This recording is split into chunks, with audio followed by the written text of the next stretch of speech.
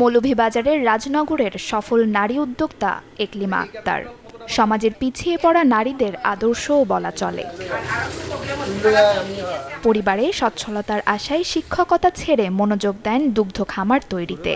মিলেছে সফলতাও।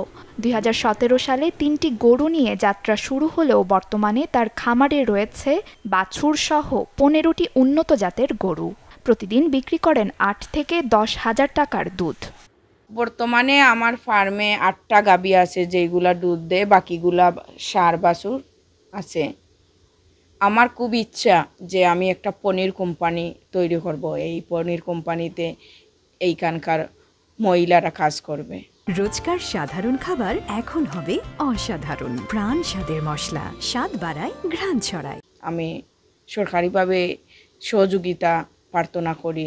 দেখে খুবই ভালো লাগছে যে একজন মহিলা হিসেবে বা একজন নারী উদ্যোক্তা হিসেবে উনি যে এত সুন্দর কাজ করতে পেরেছে, তার জন্য আসলে আমি খুবই আনন্দিত।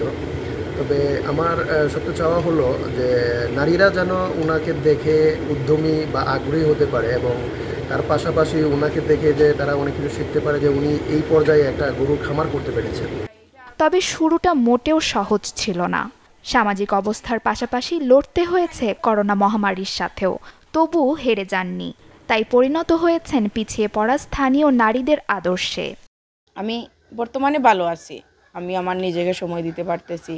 আমার এইখানে 3 জন লোক কাজ করে, যাদেরকে আমি তাদের কর্মসংস্থানের সুযোগ করে দিয়েছি। আমি চাই যে আমার মতো মেয়েরা এইরকম পেশায় এগিয়ে আসুক, আত্মনির্ভরশীল হোক। ওনার খামারে আমি থাকি 7 বছর ধরে আছি। আমি এখানে গরুর খাওয়া দাওয়া সম্পূর্ণ সব কিছু আমি করি, সব কিছু গাইটাই সব কিছু খিরাই আমি। লড়াকু এই নারীর পাশে সহযোগিতার হাত বাড়িয়েছে প্রাণী সম্পদ অধিদপ্তরও।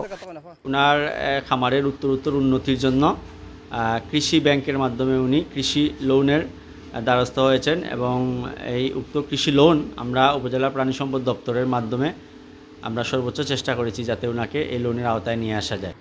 মিলেছে পরিশ্রমের স্বীকৃতিও। দেশের অর্থনীতিতে অবদানের জন্য 2024 সালে জয়িতা উপাধি পান এই উদ্যোক্তা। 2022 সালে প্রাণী সম্পদ দপ্তর থেকে পান বিশেষ পুরস্কার।